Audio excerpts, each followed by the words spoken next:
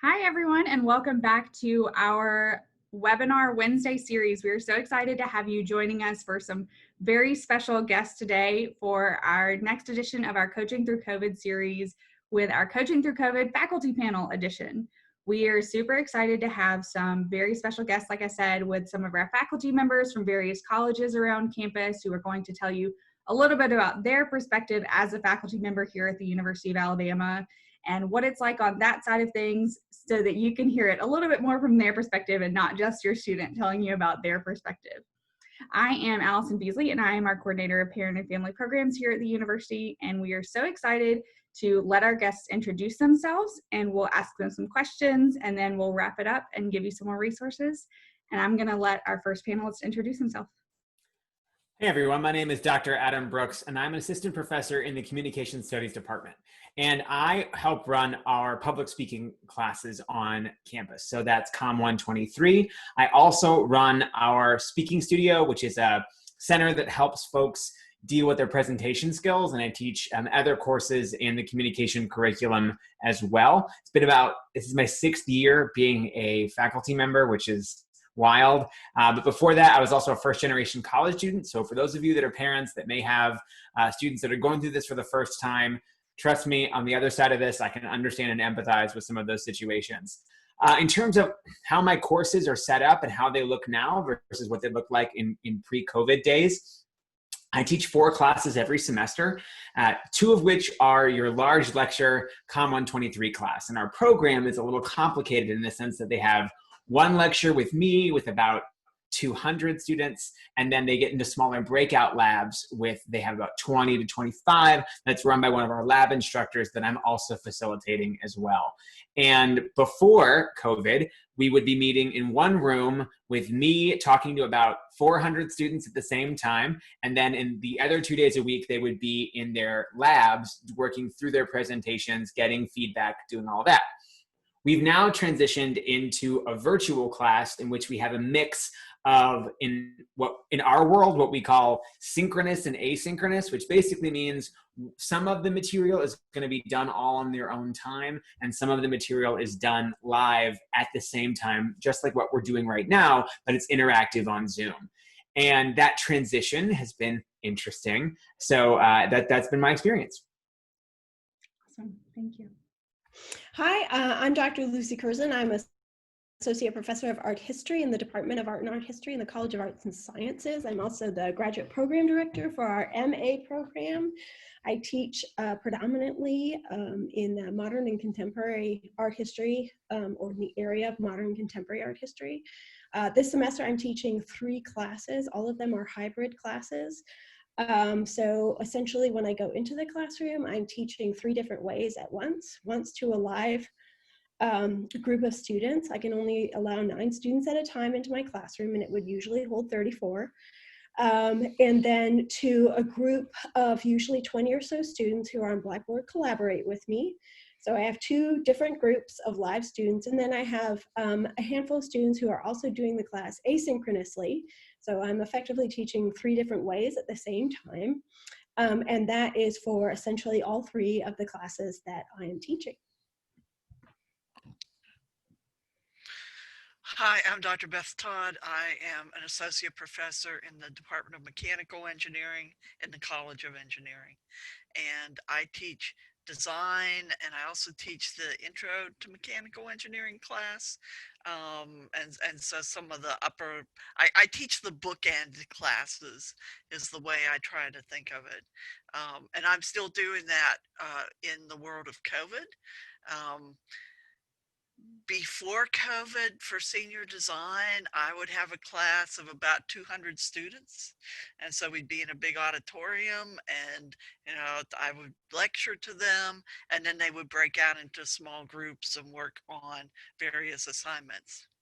And now we're doing the same thing by Zoom, because we don't have, other than if I could get Coleman Coliseum or Bryant-Denny Stadium, we don't have a place that would hold that many students socially distanced on campus. So we do it by Zoom, and we're doing exactly the same thing. And then they're seniors, so I just encourage them we've taught them various uh, software packages. They're aware of different ways to communicate with each other, and then I just listen to groups who may be having some challenges doing that. Okay, so I'm Derek Williamson.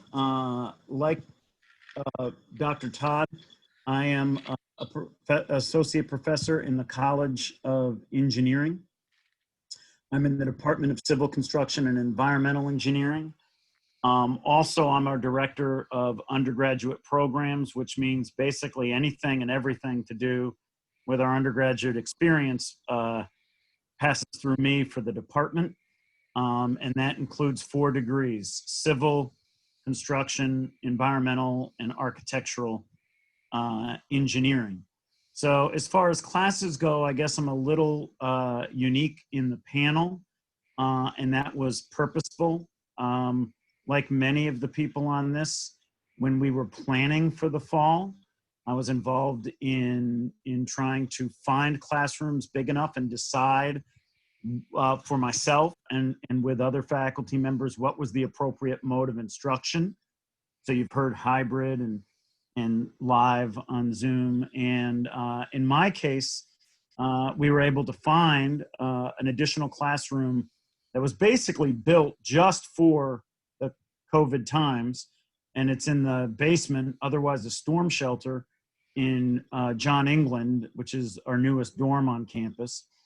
And so I teach 2 sections of, like Dr. Todd said, the intro. It's a 1 credit hour course.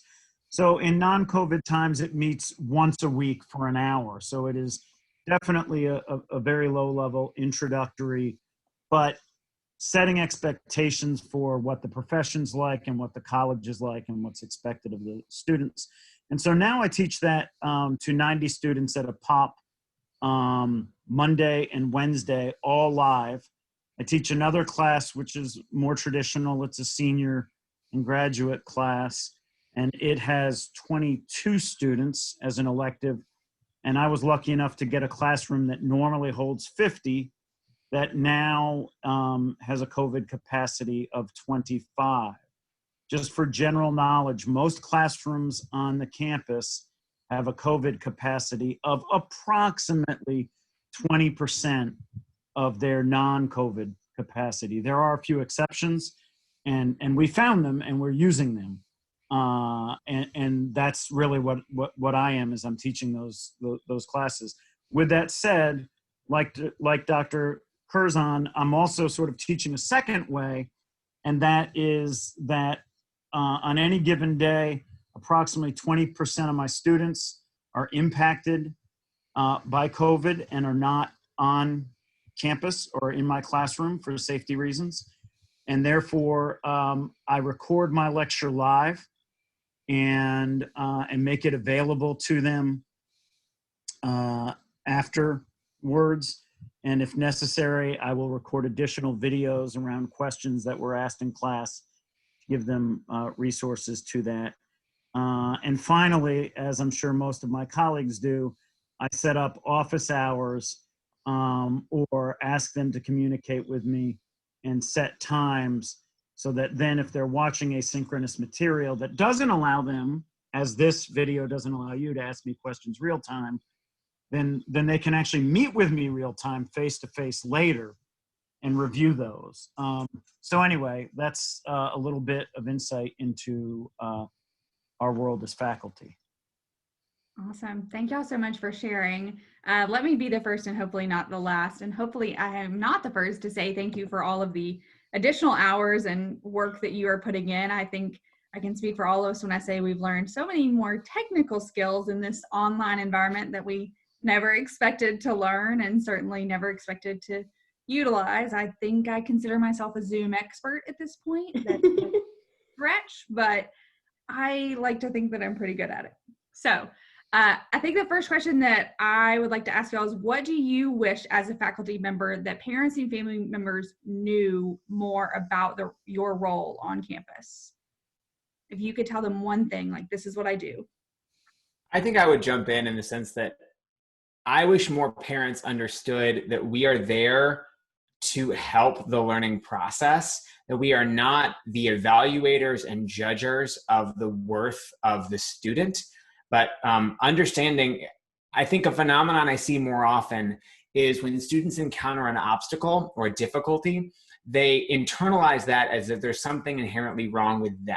They are lacking in some proficiency. I'm not good at blank, whatever blank is, right? I'm just not good at public speaking. I'm not good at math. I'm not good at whatever blank is. And understand that none of the students are supposed to know. That's why they're in college. What we want you to do is to communicate what you don't know, where you're lost, where you're understanding, and that we are there to help you. Our job is to do that. But we can't help what we don't know. And we can't be part of the conversation if things aren't made aware of us. So especially right now where I think most parents, I want you to know that you're going to have to talk to your student about creating a structure that is normally physically there. Students would wake up and they would go to this class on this day and this class on this day. And now that's a giant jumble. Some of them are, oh, I go to this class on this week, but then the other weeks I go not this week.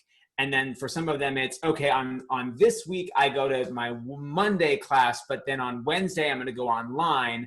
And then for the other one, I'm doing something that I think I have a discussion board do. They need to come up with the structure of each week. What do I have to do? And then trying to follow that and then recognize where they stumble. They have to learn to communicate up. So, hey, Dr. Kurzan, I have no idea what you said in lecture in that video. I watched it. I don't get it. Can you help me?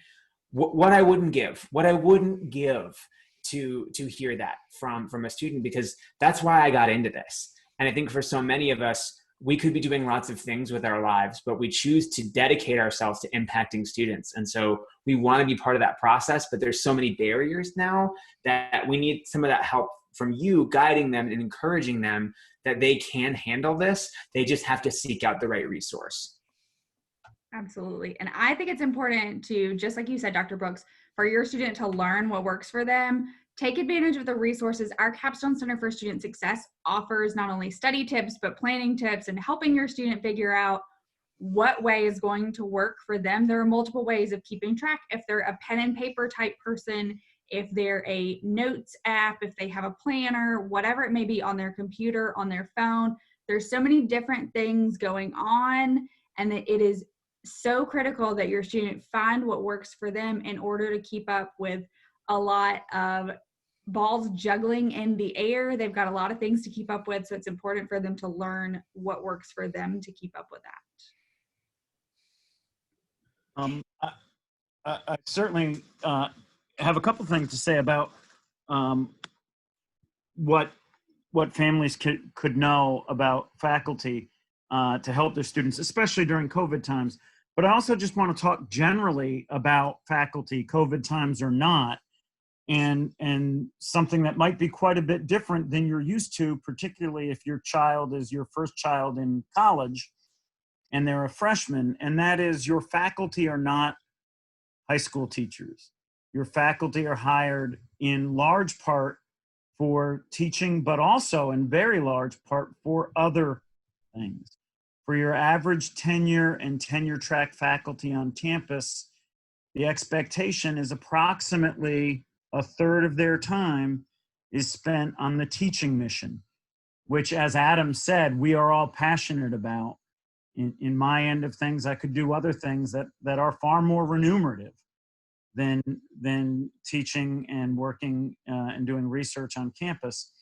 But it's what I love to do. But also, I don't have the freedom, and nor do most of the faculty, to spend 100% of their professional lives just on teaching your son and daughter. Part of what we're doing is generating the new knowledge that 4 or 5 years ago will be teaching your next, 4 or 5 years from now, will be teaching your next son or daughter the latest and not what was taught 30 years ago. So teaching is really important to us, and I don't want to belittle that at all. And the truth is, none of us work 40-hour weeks. All of us are impacting our families maybe even more than ever by taking more time from them and giving that time to your students. But with that said, there are limits because teaching is only part of our job. And then I'll let other people make some comments. I would agree 100% in terms of what you've both just said, in terms of thinking about students being proactive, students developing self-confidence, students understanding that the university experience is very different from the high school experience. And also understanding that, you know, on the other side of it, there's a lot that's going on. You know, teaching is only a third of my job as well. And the rest of my job is service and research and administration. So while I'm very, very passionate about the teaching, I use 60 hours of my week. It takes up, you know, I'm working more than 40. Pre-COVID, I probably worked about 50 hours a week. During COVID, I'm probably working closer to 60. And that's because the administrative and service side of my job, I don't think a lot of students realize, and why should they, but that all the things that run the university, the policies that are made to govern them, that's all faculty that are sitting on those committees doing that work. And it is twice as hard now than it ever was. Not least of all because we're confronted with a whole lot more challenges that we have to make up policy for, that we have to develop new skills to negotiate. And I know that that takes up a great deal of my time in terms of my week-to-week responsibilities. So that I wholeheartedly want to reinforce what you've both said initially, but also to say that that teaching is really what a lot of us are most passionate about. And if we had more, you know, if we had a 60-hour week, we would probably choose to do that over and above what it is that we do otherwise. But we do need to produce that research. So 5 years down the line, 10 years down the line, we're still producing a unique and innovative curriculum that teaches your next children or your children's children. Scholarship is always an ongoing process. And I know that my students always appreciate having the most up-to-date information that I can offer them. And whether that's related to art practices or studio practices or the history of art or the development of new scholarship around new trends, this is all really important to the job that we do.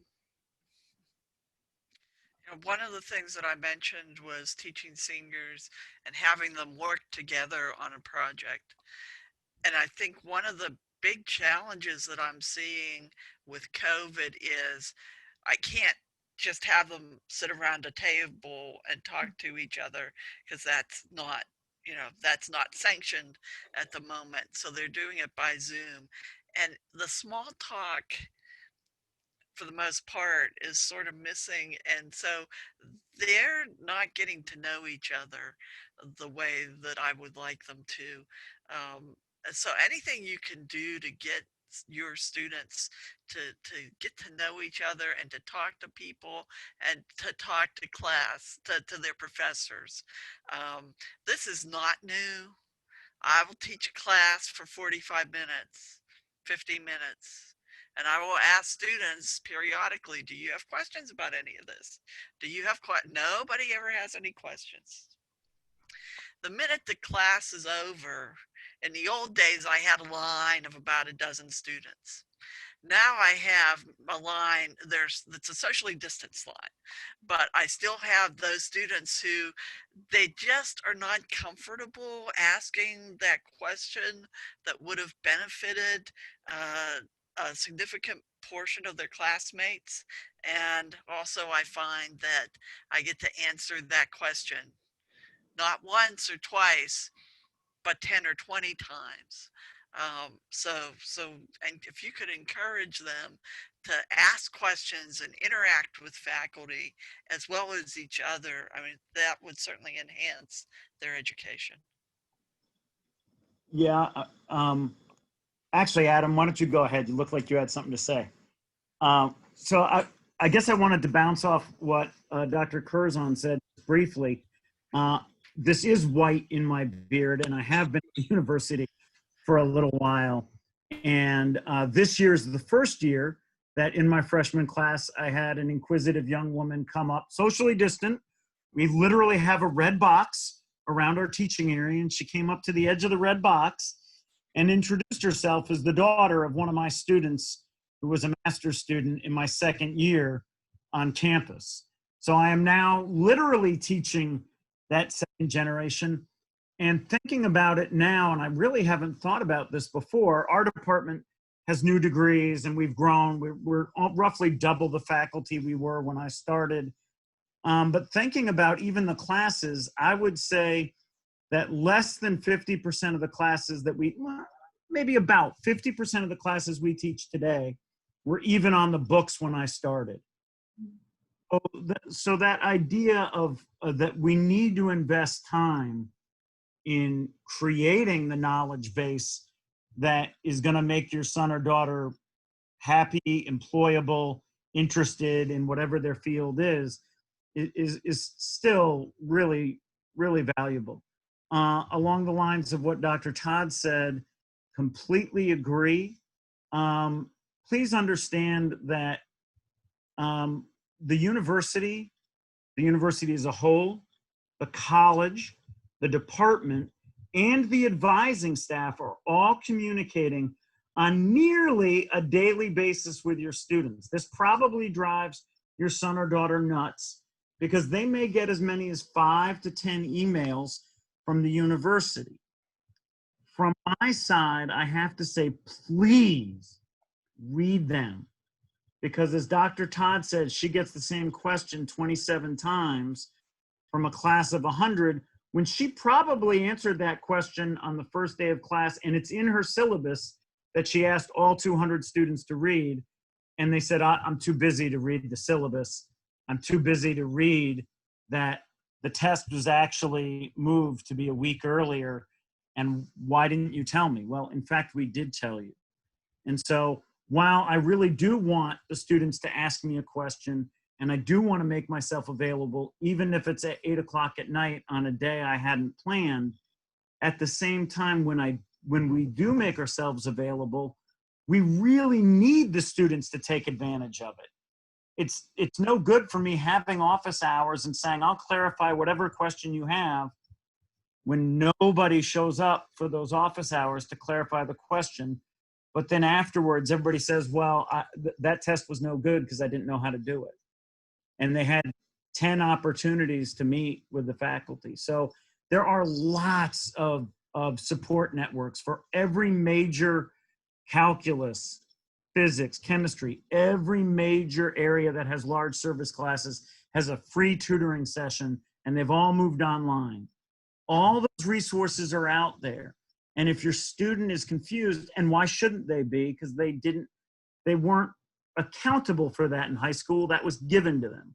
Now they're accountable to be disciplined and find that information. But please be aware that they don't have to find it by themselves. They are being given a lot of that information. And almost every student on campus that I'm aware of, and certainly all in the College of Engineering, and I'm sure it's true in arts and sciences, and I'm sure it's true in communications, are assigned an advisor. And if a student has a question like, well, how do I find out about tutoring? I can promise you that their advisor can answer that question in 10 seconds or less, and would be happy to. I would be happy to talk to my advisor who I meet with weekly for the students, and for him to say, hey, 27 students asked me where to find this, and this week. Hey, that's great. That's 27 students who are getting a better, richer experience because they're taking advantage of the resources that were put in place to help them learn.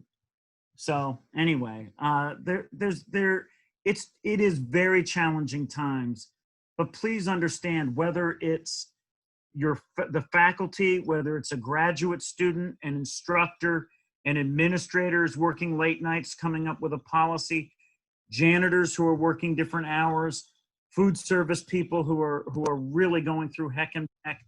Everybody is trying as hard as they can to survive, to take care of their family, and to take care of your son and daughter. We really are. Take that really seriously. Yeah, my students on the orientation leader team, my student coordinators used to have a rule for our orientation leaders of ask 3, then me. So that may be one that you introduce to your student of ask 3 classmates before you ask this to a teaching assistant or to the professor. So taking that step of asking your classmates or thinking, did I read this in the syllabus? Is this in the syllabus? The answer is probably yes. If I can introduce a pun for you to encourage your student to keep track of their syllabi, to keep a syllabinder. Thank you all so much for enjoying that. Thank you. Welcome to my pun show. To keep all of their syllabi in one place where they can easily access them, have either multiple copies. Control F or Command F on their computer is a beautiful search tool for finding something in a digital syllabus where they can search what they're looking for, because it's almost guaranteed to be in that syllabus where they can find it. So talk to your student about keeping up with their syllabi, knowing where they are.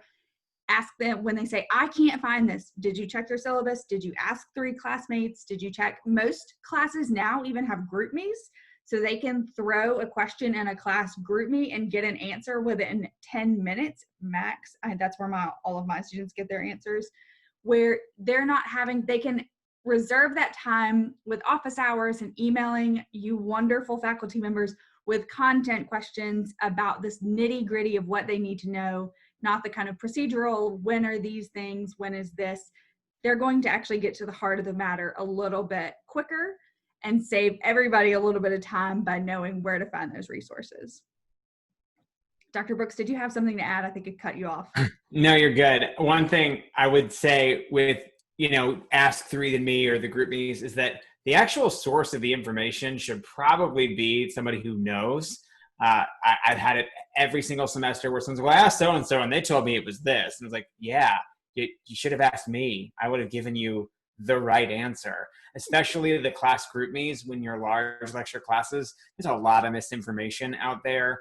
There's a lot of opportunities for academic misconduct that happens in those conversations too. So don't always trust what other people are telling you. I think in terms of what parents, as guardians, as allies, mentors, whatever familial structure works for your family, I think sometimes what you can forget is that you can also create pressure on your students in ways that maybe you aren't always aware of. Understand that the value of their college education is building a foundation of knowledge on which they will build multiple careers over the course of their life, and not just one. If you ask yourself good, long, hard questions, you know that maybe you aren't in the career that you started out with. And so sometimes I think we can put some pressure on students that a university is not always a perfect technical job training program. It is about building knowledge from which that they can apply to multiple jobs. And so sometimes to think well, what are you going to major in? And what are you going to do with that? What do you want to do? Your students don't know. Some of us don't even know now, right? We're always trying to figure that out. And I think sometimes having that conversation of what are you curious about in the classes that you're attending? What's interesting about what did you hear in your classes this week that you find interesting? And starting investing in their curiosity and in their resilience to be independent learners, which is a skill they will develop over the course of their life. You've heard over the course of this webinar how many of us are having to learn new things and seek out new sources of information and try new stuff. And we all have multiple degrees and we're still overwhelmed and figuring this stuff out. So what they're experiencing is not, we like to use the word unprecedented, but some of this is lifelong stuff. A colleague recently told me, you know what happened in 1918? We had a worldwide pandemic. Do you know what existed in 1918? The University of Alabama. Do you know what still exists? The University of Alabama. And to think that we've been these are preparing us for life. And sometimes to think that conversation through that you're having with your person, I think can be really valuable. And also encouraging them to take positive strategies for their self-care. Some things that can be really valuable are ask your child, where are you attending class? I always tell students in my class that's online, don't do this in your bed. You can have a space where you can, your learning space, and your like living fun space, even in the same room, try to have a different occupancy, because if you start doing all your work in your bed, they're not sleeping because their mind is associating that space with work, right? So even just like I have a desk or I have a table or a place on my floor and I'm going to do my work there, they will be more present and aware of what's going on than if they are just kind of passively doing it, because it's really easy to take a hands-off approach. So even just providing those developmental questions like, where are you when you're taking your online class, can reveal a lot about where your students could be. Absolutely. I'll piggyback on that and make a connection. There are lots of resources for your students. And in fact, the university is realizing that new resources are needed during COVID and making them available real time. So Dr. Brooks said, well, ask your student. Well, most of the students now are taking these hybrid classes, some days online, some days not. That means they need a place to watch them if they're live online, and there are not a lot of places. Well, the university discovered that, and now there are approximately 67 classrooms on campus that have schedules on their door. Every student was emailed a list of those classrooms, emailed a website where they could check and see those classrooms. And those classrooms are all over campus. There, I promise you there are some nearby the live class your student is taking.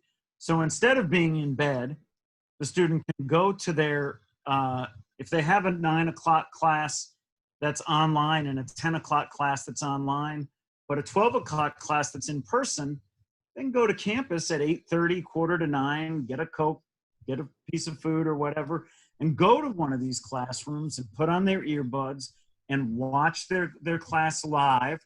And then instead of hustling for a bus and rushing to get to that live class, when they were watching it in their bed, they can take their time and be present in the moment and walk into their next class and not stressed out. So it's true, we did not have that available the first week of school. We were learning how to implement this on a huge scale. And we have more learning to do, but there are new resources coming out literally every week at the university to assist your student, and there are emails coming out every week to tell them. And many of their faculty are trying to echo those messages so that they know that stuff is there. And the other thing that Dr. Todd said, and that I've heard from a colleague of mine who teaches an introduction to chemistry course, an intro chemistry level course, is that there's so many little things, the little small talk that would happen just before or just after a class with the instructor or with other students that just isn't happening now. I mean, just as when you are doing things in your regular day, some of the really highlights or random conversations and random things that happen. So, and I'm an old dog, so I don't use GroupMe with my students. But if a student said, Dr. Williamson, hey, our Blackboard thing has a message center that can connect students to each other, would you mind activating it? I'd activate it in a heartbeat. Because we do need ways right now. So my message to the students, particularly the freshmen, you might know a few people in your dorm, and for a few weeks, you weren't even allowed to congregate anywhere in your dorm. So it's been really hard to make those colleagues and friends in your classes, particularly if you haven't been at the university before. So if there's one bit of advice I can give the students is try extra hard. And if you know something that a faculty could do to help you do that, try extra hard to communicate with those people in the classes. Not necessarily to ask what's expected of you, because Dr. Brooks is absolutely right. While there's a lot of self-help that can and should go on, if you're looking for clarification on expectations, please don't get it through the telephone game of 17 other students. Get it directly from the source. But while that's true, there's a lot of interaction that happens naturally around the classroom that just isn't allowed to happen now. And so the students can invest in trying to find out, well, who is that kid sitting over there who was asking that question? And I see this kid in 3 other classes. What is their name? How do I get in contact with them? You know, because you may know that kid for the next 35 years of your life. But right now, you're just not getting an opportunity to do it. So I don't know how to do all of that. You guys, your sons and daughters, know far better than I do. But, I think that bit of communication, it also really helped them feel connected to where they are, right? The juniors, those parents who are watching this, who your sons and daughters are juniors and seniors, they got this stuff figured out. Most of it, not the COVID stuff, but the being part of a community. The newer kids on campus, any ways of connecting to other students, I think will pay huge dividends, even if it's in a socially distant way.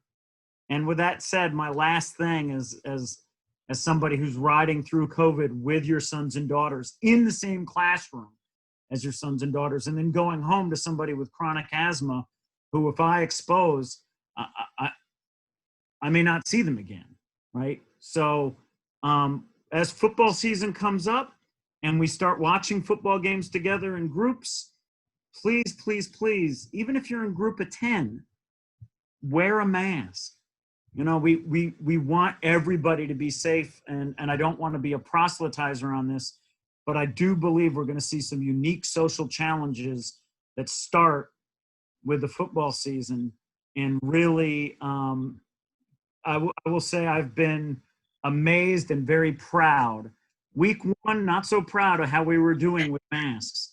Week 5, I am terribly impressed. I really am. I did not think it would be that complete. Your sons and daughters are doing exceptional on campus. All of us, including myself, are not doing exceptional in all circumstances off campus. Please remind them that during football season is time to rise even to another level, right? Anyway, I'm sure others have other better things to say. I'll just jump in there with absolutely some of those events and resources that you were talking about, Dr. Williamson. Our university programs office is dedicated just to student programming, whether it's as we're moving into hybrid programming with some in-person as we lift certain sanctions on things and moratoriums. We're able to hopefully safely gather with students, and we want to be sure that we're protecting them as well as their families and ones that they come in contact with as well, just like you said. So the importance of wearing a mask is absolutely still top of our priority list. We want to make sure that your students are staying safe and taking those precautions, but definitely check out @UA What's Up on their social media so that you can stay up to date with what's going on with student programming. Our university program staff is working nonstop to make sure there's things going on. There's digital caricature drawings, there's showbiz quizzes going on. I wish I could win some of the money they're giving away. Mostly I just want to win for bragging rights against some students, but it's fine. Apparently I'm ineligible. Encourage your students to go win those prizes. It's fine. They can meet new friends that way. They can meet new people, even if it's over Zoom. They can meet those friends, and they each have a personal meeting ID through the university. They can set up Zoom. Thanks to the university for giving all of our students free Zoom access. We love that. We're so thankful for it. Kind of the last thing that I'll ask is just what if you had one resource to share with families or for families to share with their student, what do you think is one resource that you think everyone should know about to help in this environment or at any time? I think I'll jump in there. I know that we promote self-reliance. I know that we promote ask 3, then me. But I don't want parents to get the impression that their students can't come to ask us a question. I think that that's been the underlying message of what our panel has been talking about today. And I really want to emphasize, as a resource, I'm here to help your student, and I want to help your student. And one of the things in terms of thinking about resources, if there was one thing that I could say to a parent or guardian or mentor to tell their student, is that they should immediately, if they have a problem with the course material, immediately if they're having a problem that's preventing them from coming to class, if they're having a significant health issue that is going to prevent them from taking an exam, contact me right away. I am not sitting up there on the plinth having deep thoughts all the time. In fact, that's very rarely what I'm doing right now. I have a first grader and a fourth grader at home, which I'm teaching on the side. So I really cannot emphasize enough that if your student runs into problems, I want to be able to help them, and I want them to be able to come to me, and I want them for me to be able to say, particularly during pre-COVID,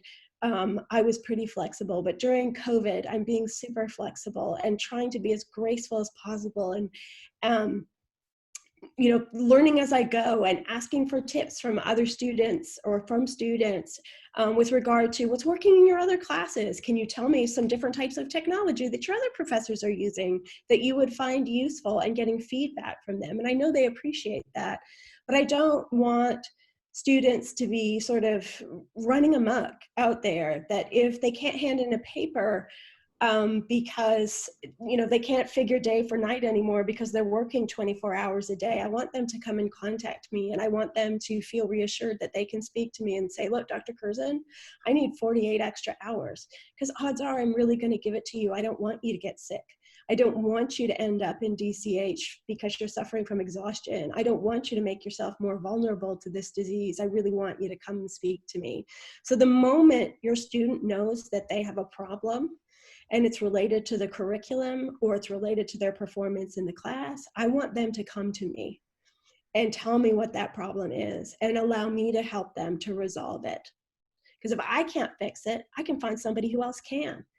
And as I told one student the other week, I know you can't leave your apartment, but I'm sure that I can find someone to bring you food to your door if that's what you need. And I'm pretty sure that I could do that. I have enough networks and I've been here long enough that I could find that for you. So please don't think that encouraging your student to be self-reliant means not talking to the professor at all. Yeah, and I hope this panel has absolutely proven that faculty members are not scary. They're humans as well. These are lovely people that have joined us today. So please encourage your students not to be afraid to reach out, especially health-wise, letting professors know what's going on, because if your student doesn't tell their professor what's going on, they're not able to read minds, and you can hear things through the grapevine, but we all know, as Dr. Williamson said earlier, it's a game of telephone. So hearing it from your student is absolutely the best call. Yeah, from my perspective, the one bit of advice I'd give, particularly now as we start heading into October, which you as parents may not know is registration month for the spring semester already, right? It's crazy. Is, yes, we should contact faculty if you have a problem in the class, but watch for communications from your advisors and ask them. And if your advisor doesn't know, I promise you, they will send you to the faculty, back to them, and remind you that they're there. It seems like nowadays, unfortunately, almost every semester, I get a young person, could be 19 years old, could be 26 years old, in one of my classes who comes at the end, who's had a really rough semester, and they probably aren't going to pass. And they come up to me and they say, well, my mom died in October and I just really haven't been able to focus. Or my sister's been in the hospital the last 2 weeks with a hole in her stomach and we don't know if it's cancer or not. And I just really haven't been able to come to class. If you tell me that at the end of the semester, it'll make me feel really sad, but there's not a lot I can do at the end of the semester. But by goodness, if you come to me when it happens, I will move heaven and earth. Not hold your son and daughter to a different standard. I won't do that. I will hold them to the same standard. And most of the kids who don't come to me because they don't want to be held to a different standard. They truly want to be challenged, but somehow they think it's weak to admit that they need help when they're in a non-winnable situation. Mm-hmm. And the truth is, people's parents in COVID and non-COVID times and friends, they have life-changing issues. They may die, and it affects the students. And we're here to see that they learn, not to see that they learn according to some absolutely stringent, unforgiving calendar. Mm-hmm. Now, if somebody's cheating or lying to me, ultimately that's going to come back. But if they have a legit issue, I want to help them. But I can't help them if they tell me afterwards when I say, I know you're a bright kid. Why did you fail this class? And they tell me a very tragic story that I really want to say, boy, if you had told me that, that Dr. Kurzan said it so well. If you had told me that earlier, I've got networks. I know people. Plus I'm kind of the arbiter in this class. I can give you a little slack if it's justified. I get to do that. So we're not here to be taken advantage of, but at the same time, we're here to help. Absolutely. Anything else to add, Dr. Todd, Dr. Brooks?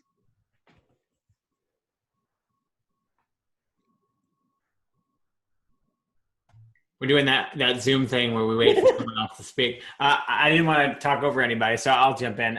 I'll say, just to reinforce the message that what your students are going through are also what all of your faculty are going through. We're teaching to black boxes on that. We're not getting that same engagement. Online teaching, all the energy goes this way. None of the energy comes back this way. I was just on a faculty meeting where we literally had someone from the community health sciences talk about mental health and how they deal with it. And all these faculty members are talking about how I'm having trouble focusing. I'm having trouble getting my work done. I can't read all these papers that I've been assigned because I'm so worried about this, that, or the other. So just understand that we're all experiencing this at the same time. And we're not removed from that. Neither are you as parents, neither are the person that you're helping guide through this process. So understand that and use that as a form of empathy. One of the things that we were shared with was all the different access for mental health facilities, both here on campus. There is a counseling center where people can go and talk to people. But, one of the therapists that came to the meeting I was at shared that you need to talk it out, you need to feel it out, you need to act it out. So you need to find spaces where they can talk about what they're experiencing in their friend groups, to their professors, to other people. You need to feel it out, that sometimes just acknowledging that you're not okay, sometimes acknowledging that you are frustrated, that you are feeling lost is a way to kind of let all those things happen, but also act it out, right? Getting stuck in the same motions. So taking advantage of the rec center and doing just some basic exercises, go for a walk. Even if you're not comfortable going to the rec center, most of the rec center, they have group exercise classes on YouTube now that you can do a workout in your outside space, right? Just getting yourself moving as part of that, I think, is a really valuable resource that a lot of students don't necessarily take advantage of because they think that they're too busy. But I promise you that 30 minutes that you take for yourself, even if it's just a long walk away from your phone, away from your screen, will do wonders for your mental health, because you can't process information if the machinery that you're using to process that with is damaged and broken. So understanding that, like, it's all a process, right? What you're putting into your body, how you're like your sleep schedules, all of that is gonna impact your ability to maintain stress. So understand that it goes both ways, and we're also figuring this out as well. So communicate up. One of the biggest resources is how you manage your information, I think, is important. Mm-hmm. Make a time when you're going to read emails, and make that time, I'm only going to read them when I can respond to them, and I'm going to plan parts of my week. I am guilty of this as much as anybody else. Sometimes I'll read email on my phone, but then I forget to respond. And the emails that we're sending out as faculty members are detailed because it is the only way that we have to be. So sometimes there's a lot of information in that thing. And if you're just scrolling through it while you're walking to somewhere else, it's not registering. So I would say, like, okay, when are you during the week where you're going to like process your information and act on the information that you're getting, I think can be a really valuable resource. But just recognize we're in this boat together and we will get through this, but we're all moving in the same direction. We're not a force to resist against. We're a force to try to move together. There was something that Dr. Brooks said that reminded me, you know, I'll teach this class and I can see if I don't have anything on the screen that I'm sharing, I can see maybe 30 students, but that means there's probably 140 that I can't see.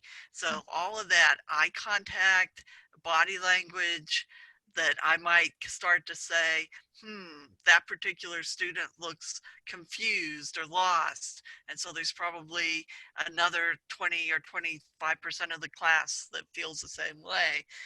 And I'm not getting that. So this idea, and I know we keep saying it over and over, but to communicate is really, really important and will help to improve the quality of their education. If nothing else, Zoom reactions to give a hand clap or a thumbs up are a beautiful thing that your student can use to let faculty members know that they're there and understand what's going on.